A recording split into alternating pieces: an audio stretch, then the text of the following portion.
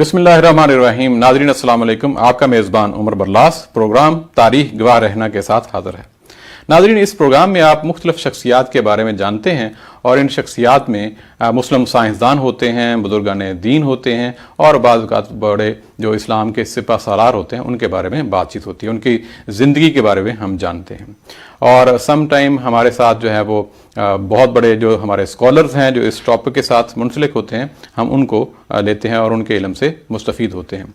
इस तरह आज का हमारा जो टॉपिक है हज़रत खालिद बिन वलीद। हज़रत खालिद बिन वलीद का इतनी बड़ी शख्सियत है कि उनके बारे में मेरा ख्याल है ये एक प्रोग्राम करना बहुत हमारे लिए मुश्किल होगा कि एक प्रोग्राम में उनकी ज़िंदगी के ऊपर जो है वो सारी की सारी जो मुख्तलिफ गोशे हैं उनको छेड़ा जाए और उनको तस्करा किया जाए और उनको सारा आपके सामने लाया जाए। आज हमारे साथ जो हैं वो पहले हिस्से में प्रोफेसर एहसानुल्लाह कमर साहब होंगे पाकिस्तान से और हमारे दूसरे हिस्से में डॉक्टर अदनान तारिक होंगे। पहले हिस्से में प्रोफेसर जो हैं वो एहसानुल्लाह कमर साहब, एक बहुत बड़ा नाम है और आपकी तालीम माशाल्लाह आपने मास्टर्स किया है, उर्दू में मास्टर्स किया है, अरबिक में मास्टर्स किया है, इस्लामियात में, और आप लाहौर के एक तालीमी इदारे से मुंसलिक हैं और वहाँ पे प्रिंसिपल के फ़राइज़ सर अंजाम दे रहे हैं। इस्लामी तारीख़ पे आपका गहरा मुताला है और हमारी खुशबख्ती है कि इस वक्त वो हमारे साथ हैं। मैं इस वक्त आज जो है वो प्रोग्राम की तमहीद जो है बड़ी मुख्तसर रख रहा हूँ। उसकी रीज़न ये है कि बहुत बड़ा जो एक नाम है हज़रत खालिद बिन वलीद, मैं चाहूँगा कि हम प्रोफेसर साहब से ख़ास तौर पर उनकी ज़िंदगी के हर गोशे पर रहनुमाई लें और हर गोशे के बारे में जान सकें। तो सबसे पहले जो है हम उनको वेलकम करते हैं प्रोग्राम में। अस्सलाम वालेकुम। वालेकुम अस्सलाम व रहमतुल्लाहि व बरकातुहू। जी प्रोफेसर साहब, यकीनन हज़रत खालिद बिन वलीद जो है एक बहुत बड़ा नाम है और मैं इसलिए चाहूँगा कि आज ज़्यादा वक्त जो है वो आपको सुना जाए और इस्लामी तारीख़ को जिस तरह आप माशाल्लाह लाहौर में पढ़ाते भी हैं, इस एतबार से मैं समझता हूँ कि आपका नॉलेज जो है अच्छा खासा है अल्हम्दुलिल्लाह। तो आप ये सबसे पहले तो शुरुआत यहाँ से करते हैं कि हज़रत खालिद बिन वलीद जो है उनका जो कबीला था बनु मखजूम, उसके बारे में बताएं कि वो बहुत बड़ा, जो मैंने भी थोड़ा बहुत देखा है कि माशाल्लाह बड़ा मोतबर था कबीला, तो उस बारे में थोड़ा सा बताइएगा कि उनके कबीले की क्या खसाइस थे। बिस्मिल्लाहिर्रहमानिर्रहीम। कुसई जो कि कुरैश का एक बहुत बड़ा नाम है, रसूलुल्लाह सल्लल्लाहु अलैहि वसल्लम के अजदाद में से हैं जी। उन्होंने मक्का और अहले मक्का का निज़ाम बड़े ज़बरदस्त तरीके से तरतीब दे लिया था। ठीक। और आज के जो जदीद जमहूरियत है उसी के हवाले से एक मजलिस मुशावरत दारुन नदवा के नाम से कायम की गई थी। ठीक। और उस मजलिस के तहत बहुत सी जिम्मेदारियां मुख्तलिफ लोगों को सौंप दी गई। ठीक।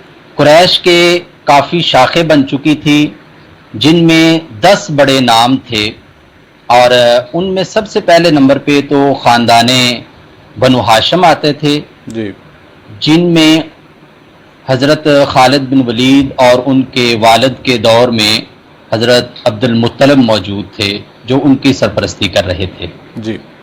और दूसरे नंबर पे हज़रत खालिद बिन वलीद का कबीला बनु मखजूम आता है। ठीक। और इनकी अहमियत का अंदाज़ा आप इस बात से लगा सकते हैं कि हज़रत अब्दुल मुत्तलिब ने कबीले के और मक्का के मामलात को 10 हिस्सों में तकसीम किया, जिनमें एक हिस्सा जंग के मुताल्लिक था। ठीक।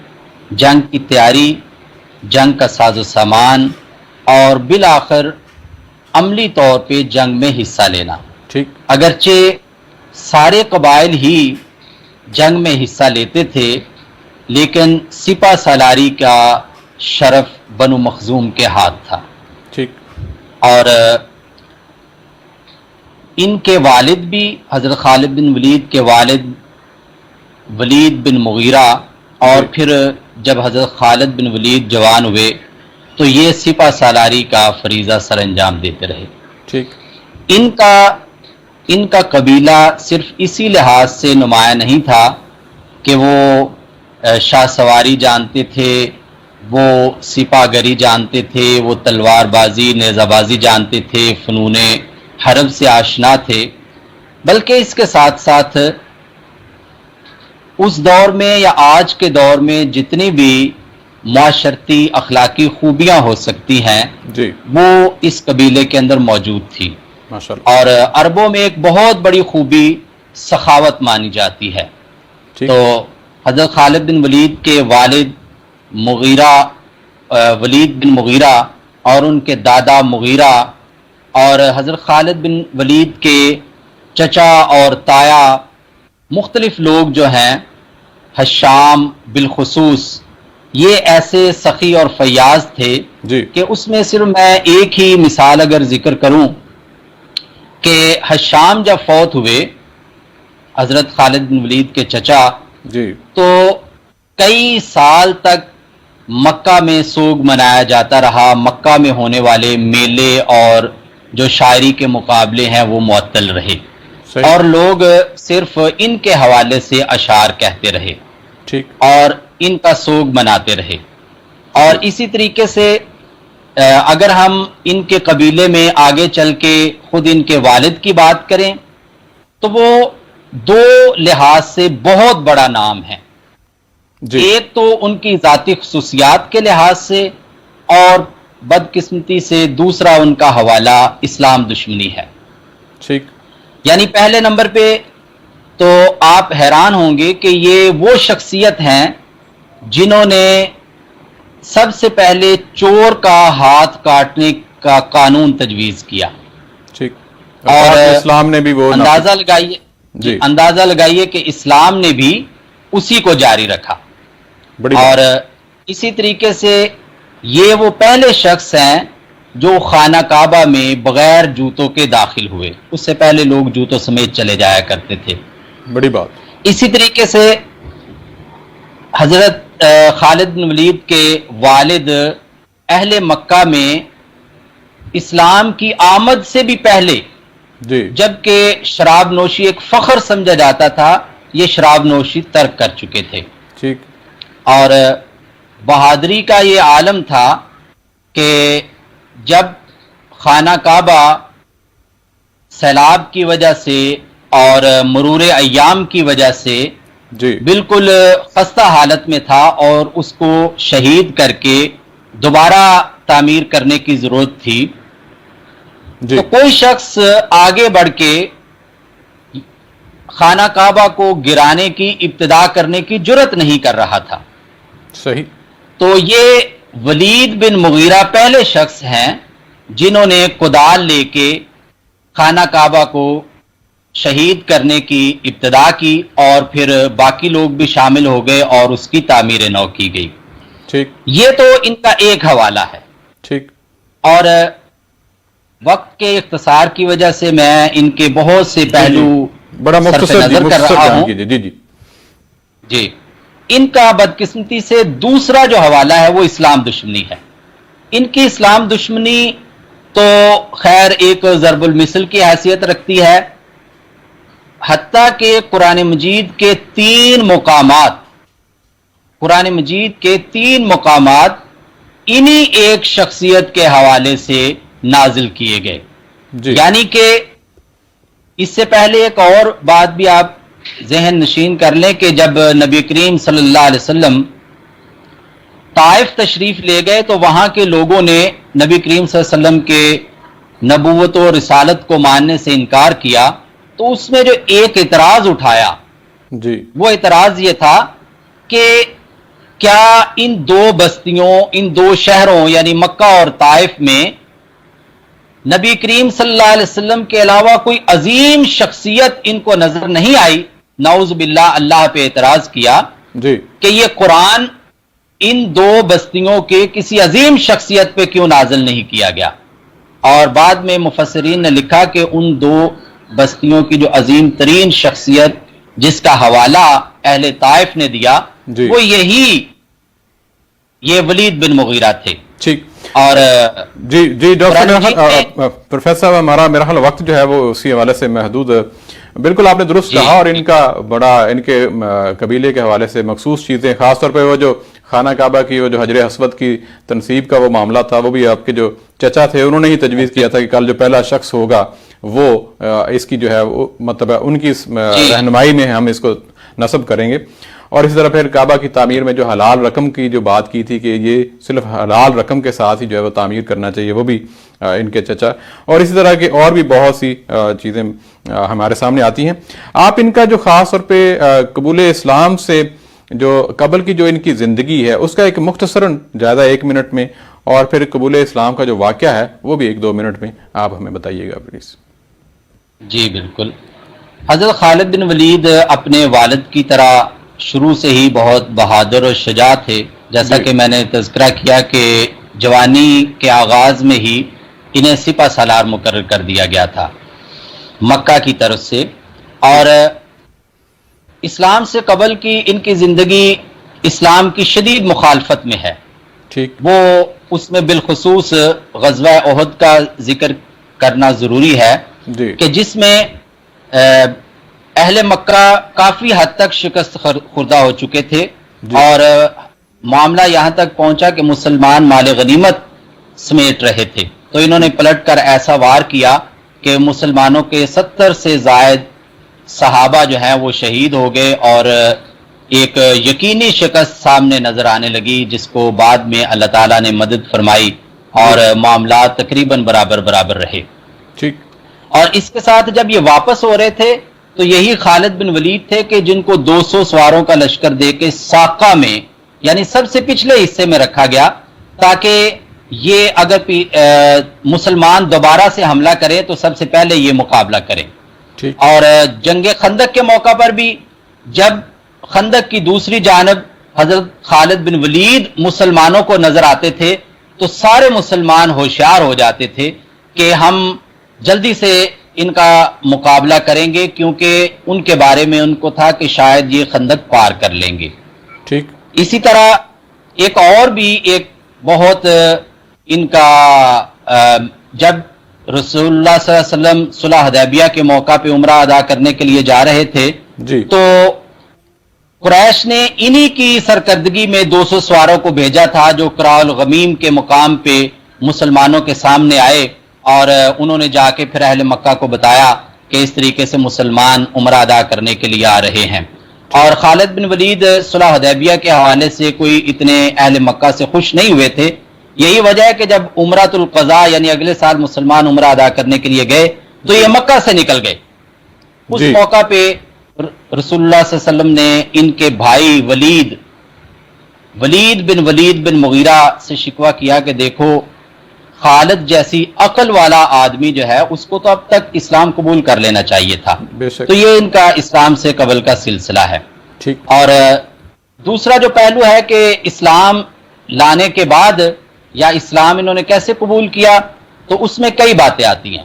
پہلی بات تو یہ ہے کہ ان کو خواب آیا کہ میں ایک تنگ و تاریک اور ویران آبادی سے نکل کے میں ایک سرسبز و شاداب وادی کے اندر داخل ہو رہا ہوں۔ ٹھیک، اور اس کے ساتھ ہی ان کے بھائی ولید کا خط آ گیا کہ رسول اللہ صلی اللہ علیہ وسلم آپ کے بارے میں اس طرح کے جذبات رکھتے ہیں، تو آپ جلد از جلد مدینہ شریف تشریف لائیں اور اسلام قبول کریں۔ جی تو ان کا دل اللہ تعالیٰ نے روشن کر دیا اور یہ پھر مدینہ شریف تشریف لائے اور مسلمان ہو گئے۔ ماشاءاللہ۔ اچھا، یہ ایک ان کی یقیناً زندگی کے بہت ہی زبردست پہلو ہیں جس پہ آپ نے بات کی ہے، خاص طور پہ جو ان کا کن حالات میں جو ہے وہ سپہ سالار بنے تھے، آپ اس پہ بارے میں بتائیے گا۔ وہ جنگ معطا غالباً کہ کس طرح جو ہے وہ مسلمانوں کو 3 جو کمانڈر یکے بعد دیگرے جو ہیں وہ شہید ہوتے گئے، اور ان کے بعد جو ہے وہ ان کو آپ اس بارے میں تھوڑی سی تفصیل بتائیے کہ یہ وہ کون سا کن حالات میں جو ہے وہ آپ کو مسلمانوں کا سپہ سالار بنایا گیا؟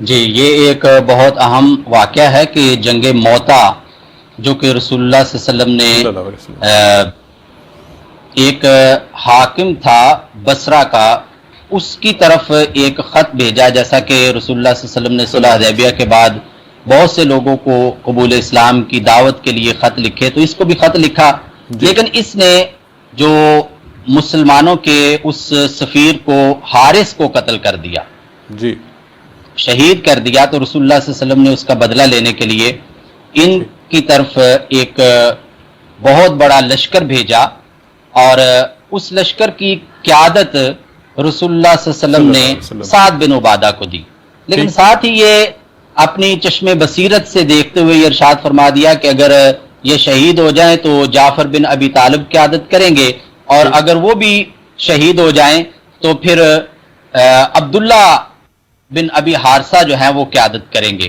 ٹھیک، تو اگر وہ بھی شہید ہو جائیں تو پھر مسلمان جس کو بھی چاہیں اپنا کمانڈر مقرر کر سکتے ہیں۔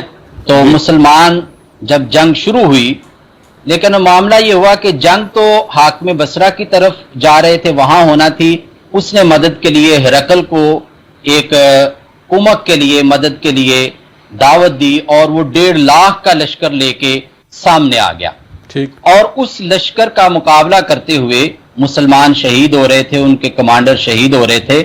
تو بالآخر اقرا بن سالم جو ہیں انہوں نے عبداللہ بن رواحہ جب شہید ہوئے تو وہ جھنڈا تھام لیا، اور ساتھ ہی وہ جھنڈا حضرت خالد کے حوالے کر دیا اور کہا کہ میں نہیں بلکہ آپ اس کے حقدار ہیں، اور باقی مسلمانوں نے بھی حضرت خالد کو پھر منتخب کر لیا۔ تو یہ ایک نازک صورتحال تھی جس میں حضرت خالد بن ولید مسلمان لشکر کی قیادت ان کے حوالے کی گئی۔ بالکل، آپ نے بڑی زبردست درست یہ سارا نقشہ پیش کیا اور تاریخ سے پردہ اٹھایا کہ ساری چیزیں کس طرح ہوئی تھیں۔ یہ جو جنگ ہے یہاں پہ آپ تھوڑا سا اور تفصیل سے بتائیے کہ ایک طرف جو ہے وہ 1.5 لاکھ سے جو زائد جو ہے وہ لشکر ہے کافروں کا، اتنا بڑا لشکر ہے، اور پھر چند ہزار مسلمان، اور صورتحال وہ انتہائی اس طرح کی، آپ یہ کہہ لیں کہ 3 جو ہے کمانڈر جو ہے وہ شہید ہو چکے ہیں، مورال کتنا ڈاؤن ہوگا مسلمانوں کا، اور اس ساری صورتحال میں حضرت خالد بن ولید کو کمانڈر بنایا گیا۔ تو وہ کون سی خاص حکمت عملی تھی، جنگی حکمت عملی، کہ جس کی بنیاد پہ آپ اس یقینی شکست کو جو ہے اس سے جو آپ کہہ لیں کہ بچ نکلے، یا مسلمانوں کا جو نقصان ہونے والا تھا وہ اس سے آپ بچ گئے؟ تو وہ کیا کیا تھا حضرت خالد بن ولید نے؟ سورج غروب ہونے کے قریب تھا، جی، تو فوری طور پہ کوئی تبدیلی نہیں کی جا سکتی تھی سوائے اس کے کہ مسلمانوں کو اسلام اور اللہ کی دوبارہ سے یاد دلا کے ان کو اکٹھا کیا جائے، اور یہی کیا، اور زبردست طریقے سے آگے بڑھ کے حملہ کیا، اور حملہ بھی ایسا کہ تاریخ میں ہے کہ 9 تلواریں ان کے ہاتھ سے ٹوٹی، اس 1.5 دن میں ٹوٹی تھی۔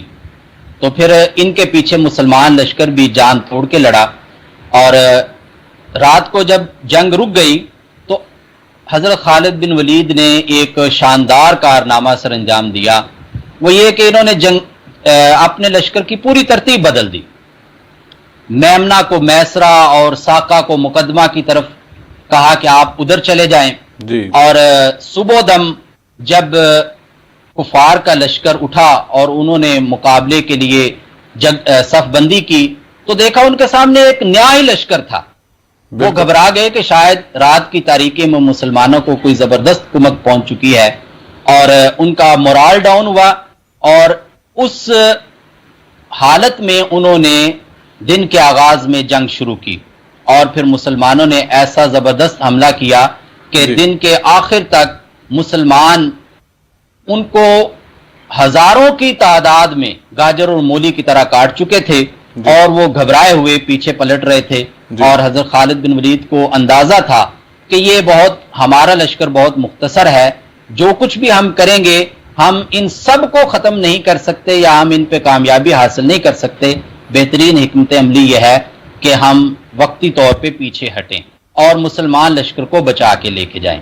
اور اندازہ لگائیے کہ اس پورے دن کی جنگ میں صرف 12 مسلمان شہید ہوئے، اور ان کے ہزارہا فوجی مردار کیے گئے، اور صرف اتنا ہی نہیں بلکہ حضرت خالد بن ولید اپنے لشکر کو بچا کے لے جانے میں بھی کامیاب ہوئے۔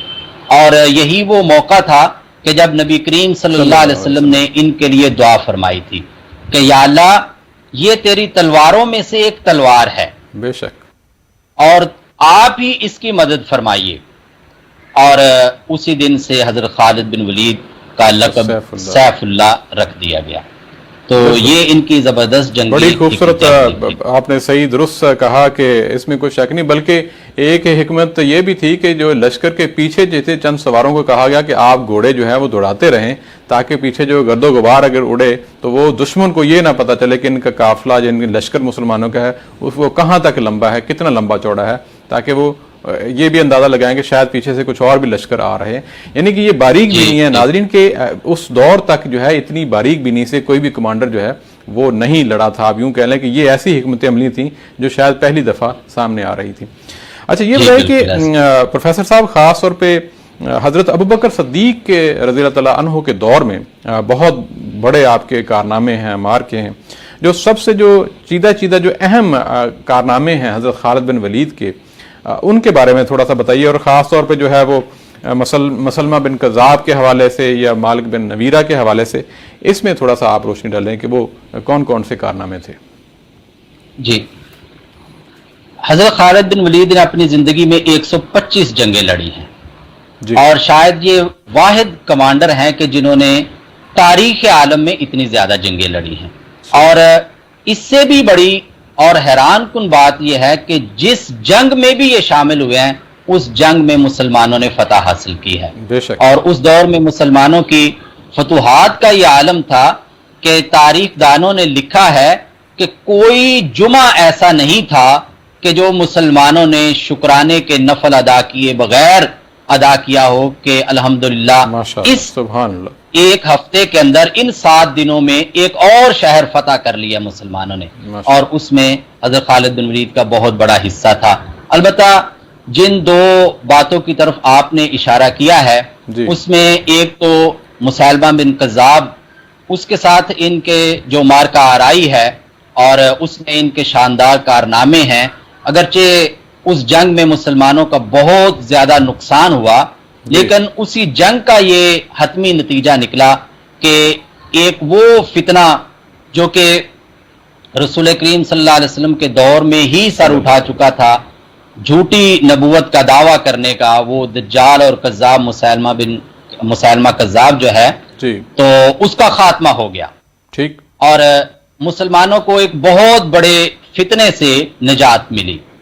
اور دوسرا جو آپ نے مالک بن نویرہ کا ذکر کیا ہے تو یہ ایک ایسا پہلو ہے کہ جس پہ تاریخ دان اور دوسرے محدثین اور فقہا اور اسلامی تاریخ کے ہمارے جو بڑے ہیں وہ ایک طرف تو 2 گروہوں میں بٹے ہوئے ہیں, لیکن اس کا جو حتمی جواب ہے جی. وہ ان کے اس قانون کے اندر ہے جی. کہ جو مشاجرات صحابہ ہیں, یعنی صحابہ کے جو جھگڑے ہیں, صحابہ کے جو واقعات ہیں, ان میں ہمیں صرف یہ بات ذہن میں رکھنی چاہیے کہ ایک تاریخ کے طالب علم کے طور پہ ہم انہیں پڑھے ضرور جی, لیکن کسی بھی قسم کے منفی رائے اور منفی سوچ سے گریز کرنا چاہیے.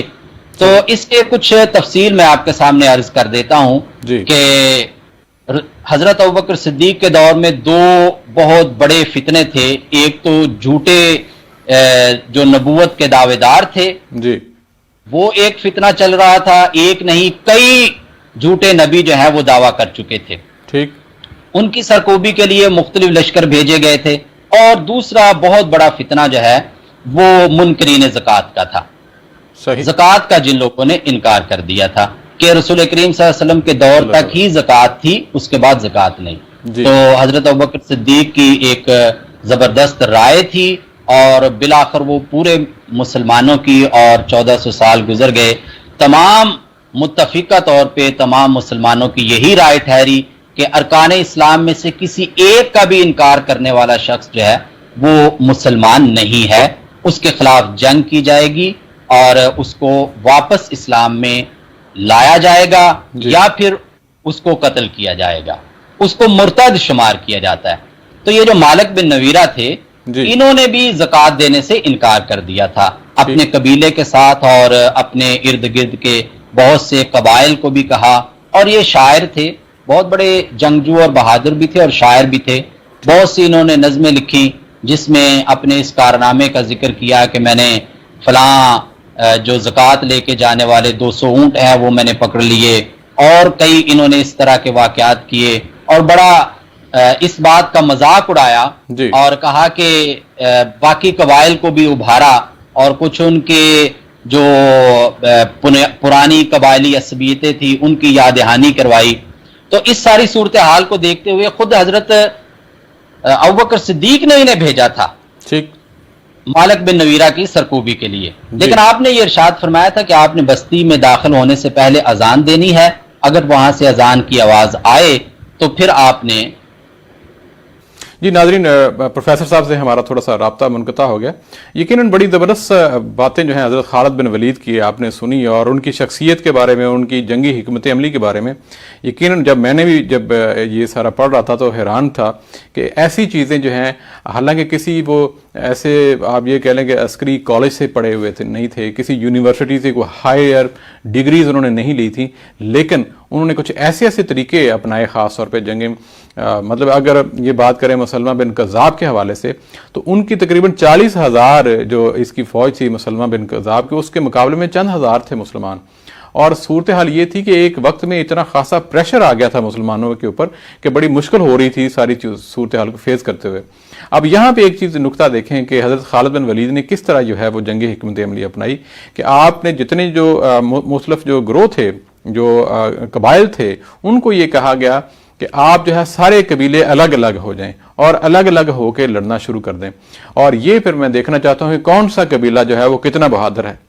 اب اس طرح جب ہوا تو ہر جو قبیلے کا جو سردار تھا وہ اتنے زور سے وہ لڑ رہا تھا کہ میں اس قبیلے سے، یہ دائیں والا ہے یا بائیں والا قبیلے سے، میری جو مہارت ہے، میری جو بہادری ہے، اس کا چرچا جو ہے وہ زیادہ ہو. یعنی کہ اس اعتبار سے بھی جو ہے وہ کہ میں پیچھے نہ کہیں رہ جاؤں، کل کو کوئی بات ہو تو وہ کہ میں دین کے معاملے میں، اللہ تعالیٰ کے دین حق کے لیے جو ہے وہ کہیں پچھلی صفوں میں نہ کھڑا ہوں. تو یہ میں کہتا ہوں کہ چھوٹی چھوٹی چیزیں بھی جو ہیں خاص طور پہ حضرت خالد بن ولید کی جنگ حکمت عملی کو ظاہر کرتی ہیں.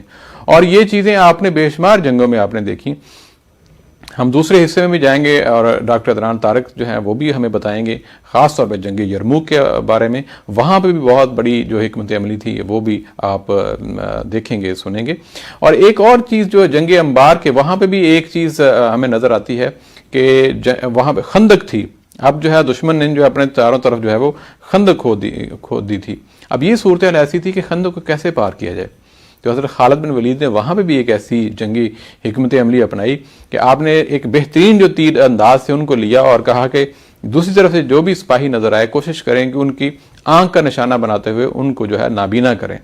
تو وہ تیر اندازی سے جو ہے وہ ان کی آنکھوں کو نشانہ بنانا شروع ہو گیا. تقریباً 1,000 کے قریب جو ہے وہ جو فوجی تھے دشمن کے، وہ آپ یوں کہہ لیں کہ اندھے ہو گئے. پھر یہ تھا کہ جو ناکارہ اونٹنیاں تھیں مسلمانوں کے لشکر میں، ان ناکارہ اونٹیوں کو لیا گیا اور ان کو ذبح کر کے خندق میں ڈالا گیا.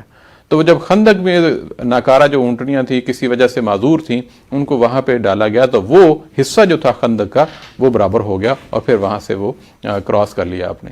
یعنی کہ بعض چیزیں ایسی نظر آتی ہیں جو کہ ان حالات میں ٹیکنالوجی نہیں تھی، صرف محدود وسائل کے اندر رہتے ہوئے آپ نے ایسی ٹیکنیک اور ایسی بہادری کے وہ کارنامے انجام دیے کہ تقریباً 125 کے قریب، جیسے پروفیسر صاحب نے بھی کہا کہ جنگیں تھیں، اور وہ جنگیں اسلام کی خاطر، اسلام کی سربلندی کی خاطر جو ہے لڑیں اور اللہ تعالیٰ نے مدد فراہم کی اور تقریباً ساری کی ساری جنگوں میں فتح حاصل کی.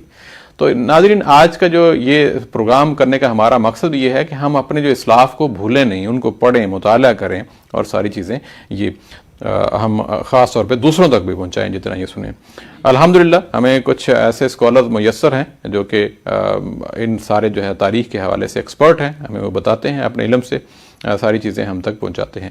ہم اب دوسرے حصے میں جائیں گے اور اس سے پہلے ہم چھوٹی سی بریک لیں گے. بریک کے بعد آ کے ہم دوسرے حصے میں مزید جو ہے خاص طور پہ حضرت خالد بن ولید کا جنگ یرموک میں کیا کارنامے تھے، اور پھر اس کے بعد جو ہے وہ آخری حصے میں ہم بات کریں گے کہ ان کے بارے میں حضرت عمر فاروق رضی اللہ عنہ کیا خیالات رکھتے تھے، اور حضرت خالد بن ولید حضرت عمر فاروق کے بارے میں اور حضرت عمر فاروق حضرت خالد بن ولید کے بارے میں کیا خیالات رکھتے تھے. تب تک کے لیے اجازت، ہم دوسرے حصے میں دوبارہ پھر بات کرتے ہیں. ایک چھوٹی سی بریک. پھر آپ کو خوش آمدید کہتے ہیں پروگرام تاریخ گواہ رہنا. یہ پروگرام کا دوسرا حصہ ہے، اور جس طرح آپ نے پہلے حصے میں بھی دیکھا حضرت خالد بن ولید کی زندگی کے بارے میں، ان کے مختلف جو جنگوں میں ان کی جو حکمت عملی تھی وہ آپ نے ساری دیکھی، سنی، اور یقیناً آپ خوش ہوں گے کیونکہ کچھ ایسی چیزیں میرے لیے بھی نئی تھیں جس طرح ہمارے پروفیسر صاحب نے وہ بتائیں.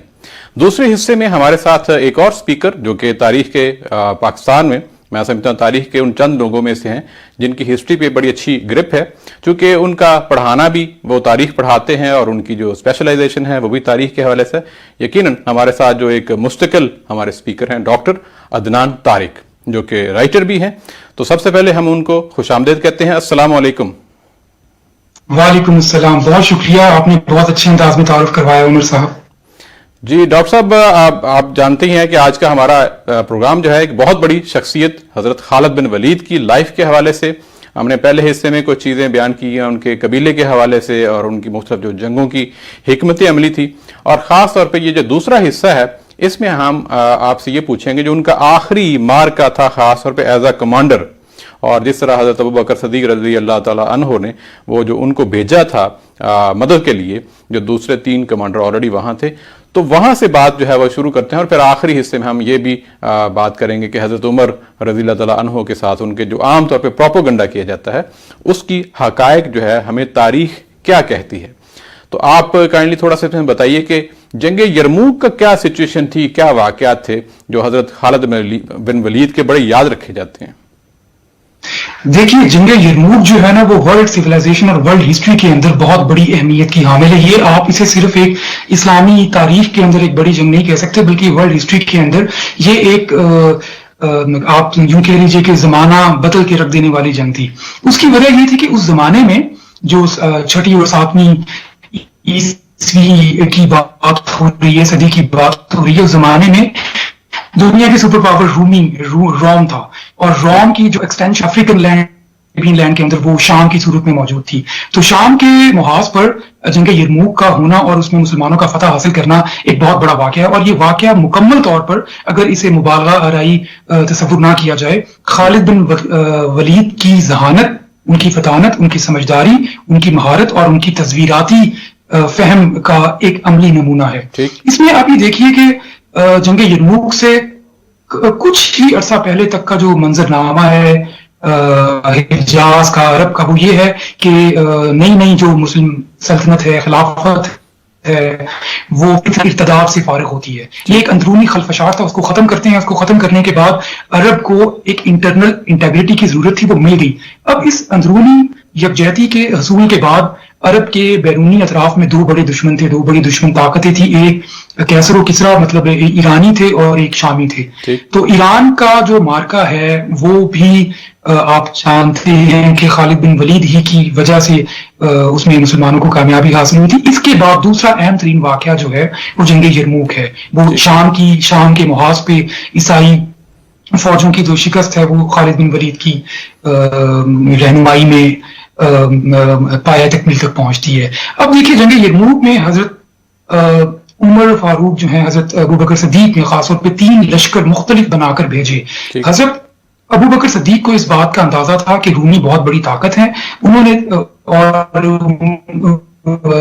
اتنی بڑی طاقت, ان کا اتنا بڑا لشکر ہے کہ ہم اس کے مقابلے میں ایک بڑا لشکر نہیں بنا سکتے. لہٰذا انہوں نے اپنے طور پر سمجھداری کا ثبوت دیتے ہوئے 3 مختلف لشکر بنائے. 3 مختلف جو تجربے کار لیڈر تھے, صوبے سالار تھے, ان کی رہنمائی میں ان کو مختلف اسٹریٹجیز کے تحت بھیجا. یہ تینوں لشکر جب یرموک کے مقام پر پہنچتے ہیں, شام میں پہنچتے ہیں, تو وہاں پر جا کر ان کو اندازہ ہوتا ہے کہ شامی لشکر بہت بڑا لشکر ہے, اور یہ ممکن نہیں ہے ان کے لیے کہ وہ اتنے بڑے لشکر کو شکست دے سکیں. ان کو اس بات کا اندازہ ہو گیا. ظاہر ہے ایمان, جذبہ, یہ تمام چیزیں اپنی جگہ پر ہوتی ہیں, لیکن جو مادی اسباب ہوتے ہیں ان کا پورا ہونا بھی بڑا ضروری ہوتا ہے. تو ایسی صورتحال کے اندر حضرت ابوبکر صدیق نے حضرت خالد بن ولید کو روانہ کیا کہ وہ فوری طور پر پہنچے, اور وہاں پر پہنچنے کے بعد جو صورتحال ہے اس کا جائزہ لینے کے بعد کوئی نئی حکمت عملی بنائے. اب اس میں سب سے پہلا جو واقعہ, پہلا واقعہ, یہ پہلی بات جو خالد بن ولید کی ذہانت اور ان کی سمجھداری کا ثبوت دیتی ہے وہ یہ کہ انہوں نے ایک ایسا راستہ اختیار کیا جو بہت مختصر تھا لیکن انتہائی دشوار تھا. جو آپ اس بارے میں ضرور تفصیل سے بتائیں کہ وہ واقعی ایک دل ہلا دینے والی بات ہم جب پڑھتے ہیں کہ وہ راستہ جو کبھی اس راستے کو کوئی ایسا کمانڈر جو ہے وہ اختیار نہیں کرتا تھا, تو وہ کس طرح جو ہے وہ وہاں پہنچے, وہ تفصیل سے پلیز. جی بالکل, وہ واقعہ کچھ اس طرح سے ہے کہ حجاز سے شام تک کا جو راستہ جو نارمل اس زمانے میں قافلے تاجروں کے قافلے یا دوسرے قافلے اختیار کیا کرتے تھے, وہ کوئی 18 اور 19 دن کا راستہ ہوا کرتا تھا. یہ راستہ قدرے آسان تھا, اس راستے میں پانی بھی موجود تھا اور رہائش اختیار کرنے مطلب جگہ بھی میسر تھی. مگر جو دوسرا راستہ تھا وہ بہت تنگ دشوار گزار, اور اس راستے میں ایک مقام ایسا تھا جہاں پر ایک وقت میں صرف ایک آدمی گزر سکتا تھا. اگر کسی مختصر قافلے نے جانا ہوتا تو شاید یہ آپشن اختیار کرنا کسی حد تک ممکن کہا جا سکتا ہے. لیکن خالد بن ولید کو جب اس راستے کا پتہ چلا, انہوں نے ایک صحابی کو بلایا جو اس زمانے کی عرب کے اور افریقہ کے زمینی حالات سے بخوبی واقف تھے, جغرافیہ سے بخوبی واقف تھے. ان سے پوچھا گیا کہ بھئی کوئی ایسا راستہ ہے کہ ہم 4 دن کے اندر یرموک کے مقام پر پہنچ جائیں؟ انہوں نے کہا ہاں بالکل ایک راستہ ایسا ہے, مگر وہ راستے میں یہ پرابلمز ہیں, یہ دشوار گزاریاں ہیں, بہت تنگ گھاٹیاں ہیں, اور پانی بالکل نہیں ملتا راستے میں, آپ کو خوراک نہیں ملے گی, رسد نہیں مل سکتی, اور کسی قسم کا جو ہے وہ آپ سفری پیغام بھجوانا بھی آپ کے لیے بڑا مشکل ہو جائے گا. لیکن خالد بن ولید نے فیصلہ کیا کہ وہ جنگی حکمت عملی کے پیش نظر رومیوں کو حیران کر دینے کی نیت سے جی وہ اس راستے کو اختیار کریں گے. اس راستے کے لیے پھر انہوں نے سب سے پہلا جو حکم دیا اپنے دستے کو وہ یہ تھا کہ 20 بوڑھی اونٹنیاں انہوں نے منگوائیں اور ان کو 2 دن تک بھوکا رکھا, پیاسا رکھا. جی بھوکا پیاسا رکھنے کے بعد ان کو پانی پلایا. جب انہوں نے پانی پیا, انہوں نے تو بہت زیادہ پانی پیا, پھر ان کے منہ بند کر دیے گئے. ٹھیک. اس کے بعد وہ سفر پر روانہ ہوتے ہیں, اور ہر رات کو وہ 4 اونٹنیاں ذبح کرتے تھے, اور اس کے پیٹ میں سے جو پانی نکلتا تھا اس پانی کو وہ اپنے گھوڑوں اور باقی اونٹوں کے لیے استعمال کرتے تھے, جبکہ ان کے گوشت سے وہ اپنے لشکر کے لوگوں کو ان کی خوراک کی ضروریات میسر کیا کرتے تھے. راستے میں ایک مقام پر اس صحابی نے بتایا تھا کہ ایک مقام ایسا ہے جہاں پر گھاٹی کے درمیان میں ایک بہت بڑی جھاڑی ہے, اس جھاڑی کے نیچے جو ہے وہ پانی کا چشمہ ہے. تو وہاں پر جب پہنچے تو وہاں پر جھاڑی کا نام و نشان تک نہیں تھا. تو اس ایسی صورتحال خالد بن ولید بہت پریشان ہوئے.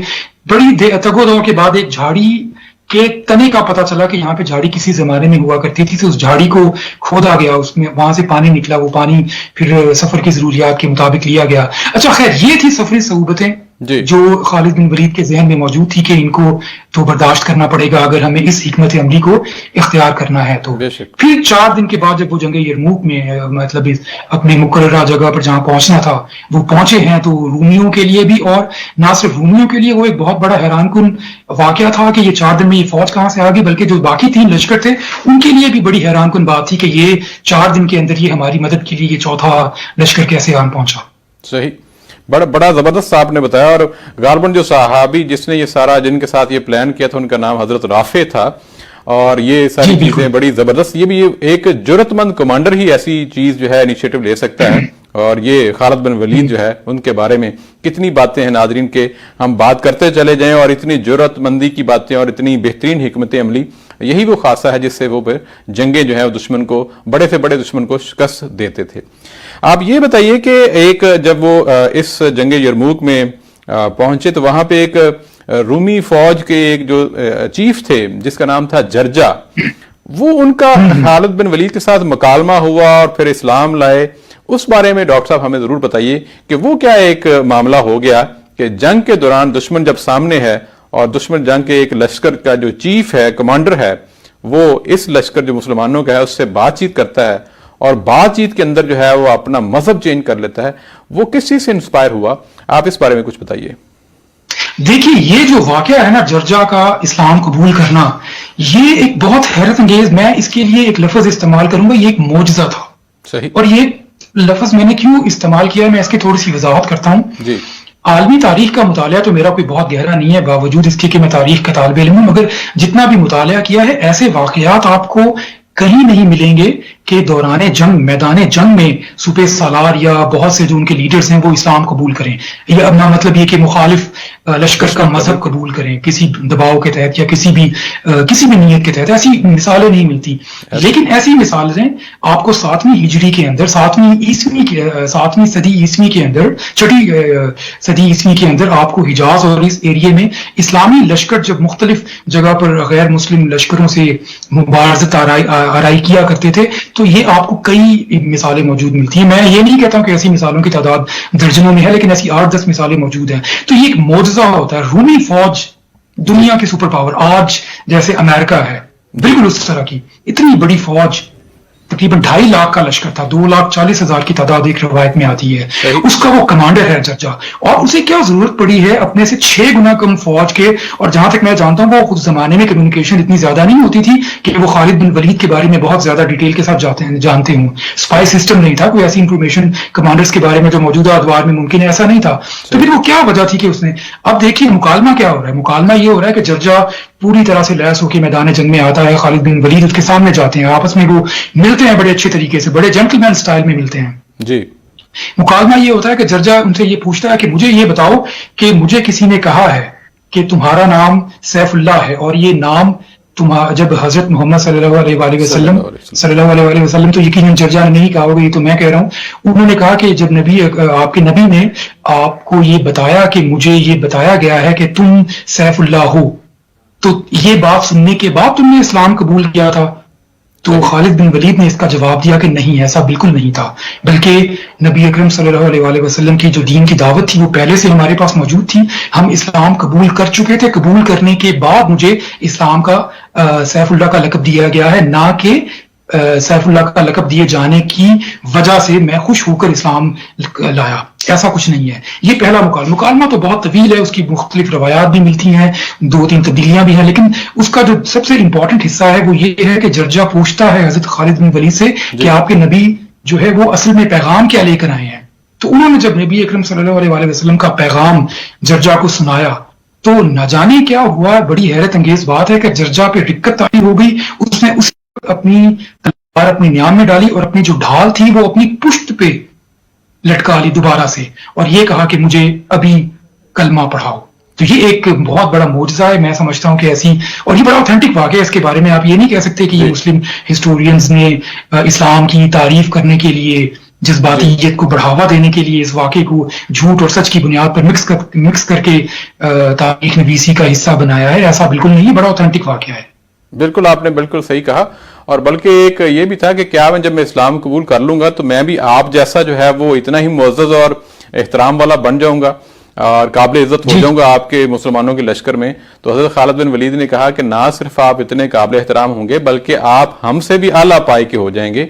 तो इस पे बड़ा हैरान हुआ, तो फिर पूछा कि आपके चूंकि पिछले सारे के सारे जो गुनाह हैं जो आप गैर मुस्लिम की हैसियत से करते रहे वो सारे के सारे साफ हो जाएंगे और आपके खाते में कोई गुनाह बाकी ना रहेगा। तो वो इस चीज से भी बड़ा इंस्पायर हुआ, बड़ा हैरान हुआ, और ये यकीनन आलम इस्लाम में इस तरह के वाक़यात आपको मिलते हैं जब आप ख़ास तौर पे दुश्मन को और ख़ास तौर पे जब गैर मुस्लिम को इस तरह की इस्लाम की, अल्लाह ताला के हक की, दीन हक की जब दावत देते हैं तो वो दिलों पे असर करती है। डॉक्टर साहब ये बताइए कि खालिद बिन वलीद की एक शख्सियत है, हज़रत खालिद बिन वलीद की, और जंगों में मुख्तलिफ जो है वो वाक़यात मिलते हैं, उनकी एक क्या चीज़ थी कि मतलब है ये सभी जो पढ़ते हैं, बाद किताबों में खैर लिखा हुआ है कि 125 के करीब जो है मार के जो है छोटे बड़े मिला के, और जितने भी है उनकी लाइफ में जितने भी मार के उन्होंने सामना किया दुश्मन का, वो सारे के सारे जो है वो फतह हासिल की। उसकी क्या वजह आपके सामने है? आपने भी तारीख यकीनन आप पढ़ते हैं और आपका सब्जेक्ट है, उनकी शख्सियत में, उनकी हिकमत अमली में, उनका क्या मैदान जंग में किस किस्म का किरदार होता था कि वो कभी शिकस्त सुन के जो है वो पास नहीं आई? देखिए, एक जर्मन ओरिएंटलिस्ट हैं, सोशियोलॉजिस्ट हैं, मैक्स वेबर, बहुत बड़ा नाम है उनका अकाडेमिया के अंदर, 50-60 साल पहले उनका इंतकाल हो गया। उन्होंने एक थ्योरी पेश की थी, कैरिज्मेटिक लीडर, करिश्माती लीडर। दुनिया में बहुत सी शख्सियात जिन्होंने तारीख का दायरा बदला है, उनके लिए करिश्माती शख्सियत का ये लक़ब उनको दिया जाता है। और ये बड़ी कॉम्प्लिकेटेड थ्योरी है, इट्स नॉट सिंपल। मतलब बाजार ये लग रहा है कि जैसे किसी के बारे में तारीफी तौर पे कहा जा रहा है कि वो तो बड़ी करिश्मा साज शख्सियत है। ये करिश्मा साज शख्सियत का लफ्ज जो है बड़ा आमुल मुस्तामिल हो गया है, बड़ा आम इस्तेमाल किया जाता है, लिहाजा इसका जो असल कॉम्प्लिकेटेड मीनिंग है वो पीछे रह गया। वो सिर्फ एकेडमिक्स को थोड़ा बहुत आइडिया होता है, इट्स वेरी कॉम्प्लिकेटेड। इसका पूरा सेट होता है कि एक आदमी करिश्मेटिक पर्सनैलिटी किसको कहते हैं। जर्मन जो है, फ्रेंच जो है, वो नेपोलियन बोनापार्ट के बारे में कहा है, हिटलर की। मैं कंपैरिजन यहाँ पे खालिद बिन वलीद के साथ तो बिल्कुल नहीं बनता, लेकिन बहरहाल मिसाल समझाने के लिए, तारीफ समझाने के लिए नेपोलियन बोनापार्ट के बारे में कहा जाता है वो करिश्मेटिक थे। कायद आज़म मोहम्मद अली जिन्ना के बारे में कहा जाता है। तो इस्लामी तारीख में कतई नजर इस मवाजना करना मकसूद नहीं था। खालिद बिन वलीद की शख्सियत करिश्मेटिक लीडर के वो तमाम फीचर्स मौजूद थे। मैं आपको आसान अल्फाज में 4 फीचर्स बताता हूँ जी। سب سے پہلا فیچر ہے خوبصورت جسمانی شخصیت کا مالک ہونا. یہ پہلے فیچر کا مطلب، پہلے نمبر کا مطلب یہ نہیں ہے کہ سب سے امپورٹنٹ یہ ہے، یہ صرف میں آپ کے سامنے نمبر کے حساب سے بات کر رہا ہوں. خوبصورت شخص، خالد بن ولید بے انتہا وجیح شخصیت کے مالک تھے، لمبا چوڑا قد تھا، چہرہ انتہائی خوبصورت تھا. نمبر 2، ان کی آواز بڑی خوبصورت تھی، بڑے اچھے انداز میں بات کرتے تھے، روب تھا ان کی آواز میں، اور کسی قسم کی گھبراہٹ، بے چینی اور فیصلہ کرنے کی صلاحیت تھی.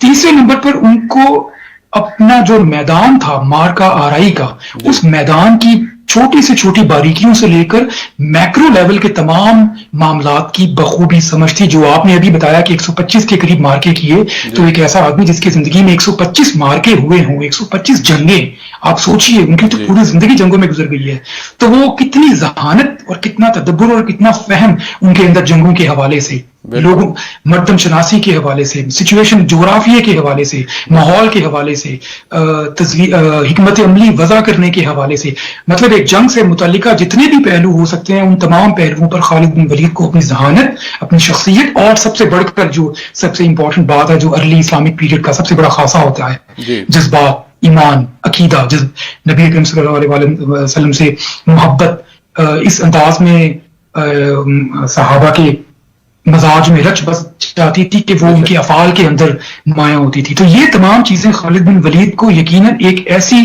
کرزمیٹک پرسنالٹی بناتے ہیں جو تھیوری آف کیرزما کے تمام فیچرز کے اوپر پورا اترتی ہے. تو میں یہ سمجھتا ہوں کہ وہ بہت بڑی شخصیت کے مالک تھے، apart from our emotional attachment towards our Islamic heroes. اور نیوٹرل گراؤنڈ اگر آپ غیر جانبداریت کے ساتھ بھی بات کریں، مونٹگومری واٹ ایک برٹش اورینٹلسٹ ہے، انہوں نے خالد بن ولید کے بارے میں کہا ہے کہ ارلی اسلامک پیریڈ کا تمام ایکسپینشن اگر خلفائے راشدین کے بعد کسی ایک شخصیت کو دیا جا سکتا ہے تو وہ خالد بن ولید ہیں. یہ بہت بڑے نیوٹرل اورینٹلسٹ کے کمنٹس ہیں. آپ کیا کہیں گے اس کے بارے میں؟ خود سوچیے. یہ بڑی بات ہے، یقیناً یہ بہت بڑی بات ہے. اور ایک اعتماد والی جس طرح آپ نے بات کی ہے، یہ بھی بڑی بہت ان کے اندر پایا جاتا تھا. بلکہ وہ کہتے ہیں نا، ایک مارکے میں تو آپ کے علم میں ہوگا، آپ نے پڑھ رکھا ہوگا کہ آپ حج کا ٹائم تھا، حج کے دنوں میں تو وہ حج کے لیے بھی چلے گئے تھے، اور بعد میں خیر حضرت ابوبکر صدیق رضی اللہ عنہ کو جب علم ہوا تو پھر آپ نے فرمایا کہ خالد آئندہ آپ اس طرح نہ کرنا. یعنی کہ اس کے اندر آپ سوچیں ذرا، ایک کمانڈر کے اندر کتنا اعتماد ہوگا کہ جنگ کے دوران، ابھی جنگ شروع نہیں ہوئی تو وقت تھا، تو آپ جو ہے وہ چپکے سے حج کے لیے چلے گئے کہ وائی ناٹ جو ہے وہ حج کا ایک فریضہ جو ہے وہ بھی ادا کر لیا جائے. اور پھر حج کے بعد وہ واپس آ گئے، اور واپس آ کے پھر اپنے اسی جو ہے وہ کمان کو سنبھالا اور پھر جنگ کے لیے تیار ہو گئے. اچھا، یہ جو کچھ ایسے واقعات بھی ملتے ہیں خاص طور پہ جس میں حضرت ابوبکر صدیق رضی اللہ عنہ بہت زیادہ اگنور بھی کرتے تھے. کچھ چیزیں ہیں، مطلب مال غنیمت کے حوالے سے بھی بعض ایسی آ جاتا ہے کہ ان کی جو ڈسٹریبیوشن ہوتی تھی، کیونکہ خالد بن ولید اپنے کمانڈرز کو جو ہے وہ بھی خوش رکھتے تھے تاکہ جو ہے وہ جنگ کے لیے تیار رکھا جائے.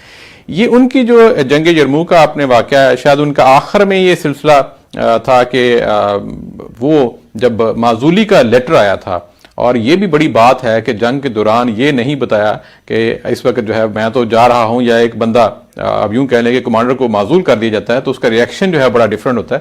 لیکن یہ بھی ایک اطاعت اور کام مکمل کرنے کے بعد جو ہے پھر آپ نے جو ہے وہ بتایا تھا.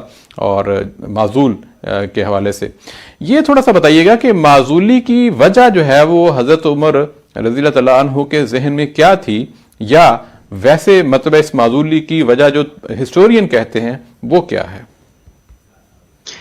دیکھیں، معزولی کی وجہ یا وجوہات تو کئی قسم کی ہو سکتی ہیں، اور ان تمام وجوہات کو سمجھنا بہت آسان ہے، اور اس میں کسی ایک فریق کا قصور نہیں ہے. حضرت عمر فاروق نے جو فیصلہ کیا وہ بالکل درست تھا. وہ حکمران تھے، حکمران کی حیثیت سے ان کا ایک اختیار ہوتا ہے، وہ کوئی بھی فیصلہ کر سکتے ہیں، اور ہم جانتے ہیں کہ وہ ایک بڑے سچے اور بڑے ایماندار انسان تھے عمر فاروق. تو جو بھی فیصلہ ان کا ہوگا وہ بالکل ٹھیک ہوگا. ہسٹورینز کی رائے مختلف اس کے بارے میں نہیں ہے. مختلف کا مطلب یہ ہے کہ اختلاف رائے نہیں پایا جاتا.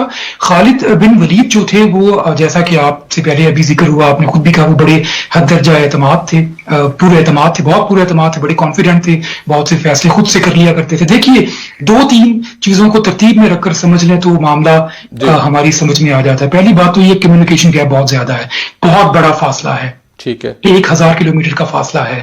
دوسری بات یہ ہے کہ جو ان کے اوپر الزام لگایا گیا تھا. الزام تو نہیں کہہ سکتے, یا جو بھی ان کے بارے میں بات کی گئی تھی کہ آپ جو ہے وہ رسیدیں نہیں دیتے ہیں, مال غنیمت جو ہے وہ اس کی ڈسٹریبیوشن اکول نہیں ہوتی ہے, آپ اپنے دوستوں کو زیادہ ڈسٹریبیوٹ کر دیتے ہیں اور اپنی مرضی سے ڈسٹریبیوٹ کرتے ہیں وغیرہ وغیرہ. ان باتوں کو آپ اس تناظر میں کیوں نہیں دیکھ سکتے کہ اس زمانے میں مال غنیمت کے تقسیم کرنے کے وہ اصول جو نبی اکرم صلی اللہ علیہ وسلم نے بنیادی اصول تو وضع کیے تھے, مگر ان کی جزیات نبی اکرم صلی اللہ علیہ وسلم کے اس دنیا سے چلے جانے کے بعد طے نہیں ہوئی تھی. ٹھیک, بہت سی چیزیں ریگولیٹڈ نہیں تھی.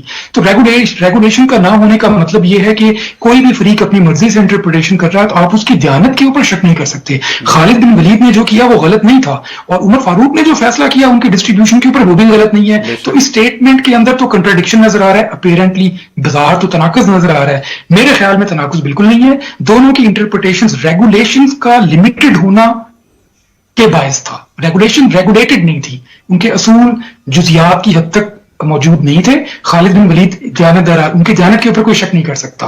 عمر فاروق کی دیانت کے اوپر کوئی شک نہیں کر سکتا. اپنی اپنی جگہ پہ دونوں نے فیصلے درست کیے, اور زیادہ اہم فیصلہ عمر فاروق کا تھا, لہٰذا ان کے فیصلے کو ہم زیادہ امپورٹنس دیں گے.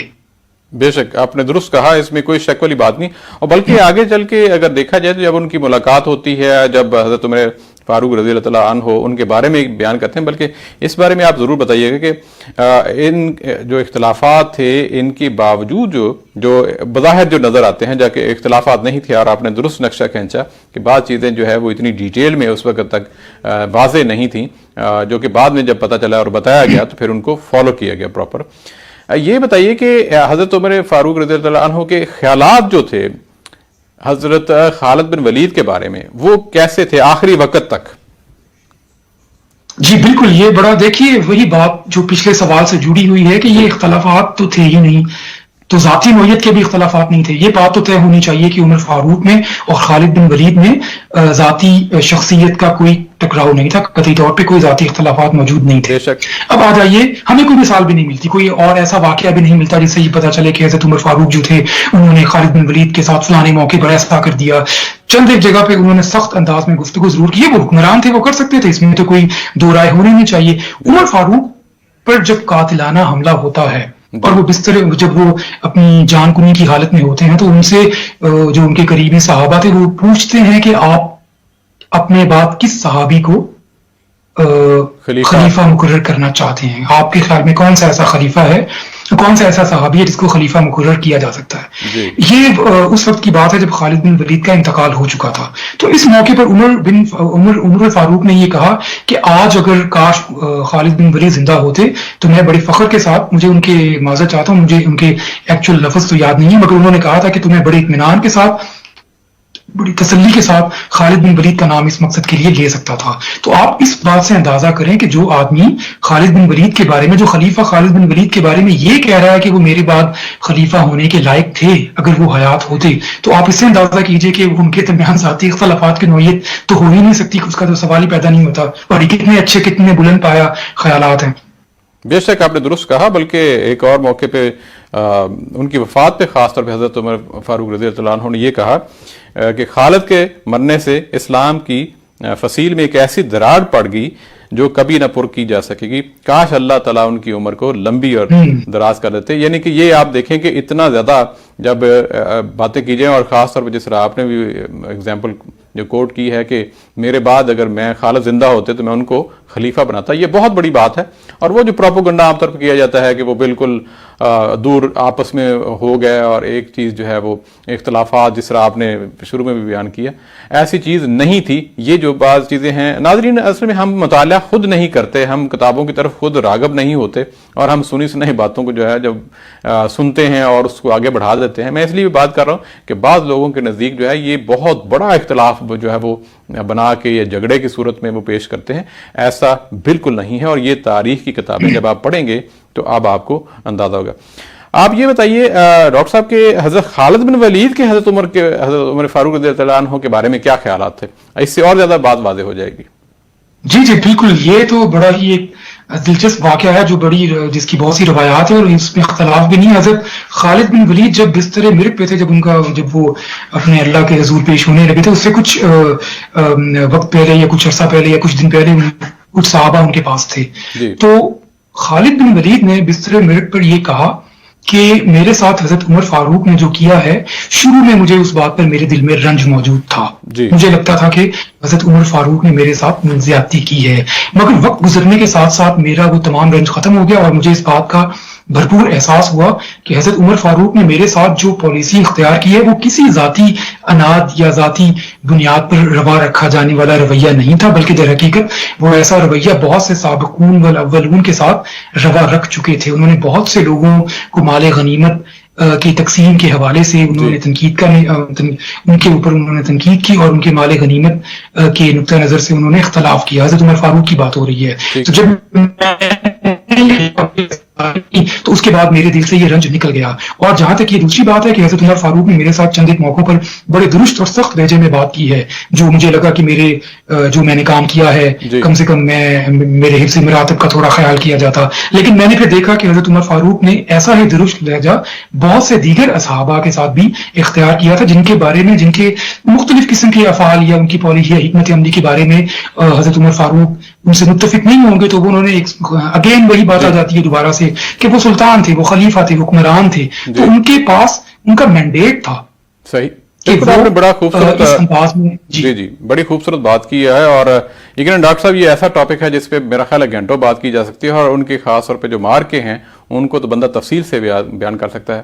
لیکن آج چونکہ ہمارے پاس وقت کی قلت ہے، اور حضرت خالد بن ولید کے بارے میں یقیناً جو کوشش کی ہم نے کہ ان کے زندگی کے مختلف پہلوؤں کے اوپر بات کی جائے. ڈاکٹر صاحب آج آپ کا بہت بہت شکریہ، آپ نے وقت نکالا ہمارے لیے. انشاءاللہ پھر کبھی فیوچر میں ہم آپ سے دوبارہ جو ہے وہ آپ کے علم سے مستفید ہوں گے، اور تب تک کے لیے آپ سے اللہ حافظ، اپنا خیال رکھیے گا. بہت شکریہ آپ کا. جی ناظرین، آج آپ نے حضرت خالد بن ولید کی زندگی کے اوپر اپنے پروگرام جو ہے وہ سارے کا سارا دیکھا، سنا اور سمجھا، اور یہی ہماری خواہش بھی یہی ہے کہ یہ چیز آپ خود بھی سیکھیں اور جانیں، اور اپنے فیملی کو بھی، بچوں کو بھی بتائیے. اور پھر کسی دن ایک نئے ٹاپک کے ساتھ جو ہے ہم حاضر ہوں گے. اور یقیناً حضرت خالد بن ولید کے بارے میں یہ کہوں گا کہ ایک دفعہ آپ ضرور پڑھیں. ان کے بارے میں بہت کچھ جو ہے، بہت ساری چیزیں ملتی ہیں. اللہ کے رسول صلی اللہ علیہ وسلم جو ہے آپ کے بارے میں کیا فرماتے ہیں، بلکہ آپ فرماتے ہیں خالد کو تکلیف نہ دو کیونکہ وہ اللہ کی تلواروں میں سے ایک تلوار ہے جسے اللہ نے کافروں پر گرا دیا ہے. تو آپ خود اندازہ کریں کہ ہمارے نبی صلی اللہ علیہ وسلم کا اتنے بڑے جو ہے وہ القابات اور الکلمات جو ہیں حضرت خالد بن ولید کے اوپر. آج کا پروگرام بس یہیں تک. انشاءاللہ آئندہ کسی اور موضوع کے ساتھ ہم دوبارہ حاضر ہوں گے. تب تک کے لیے اللہ حافظ، السلام علیکم.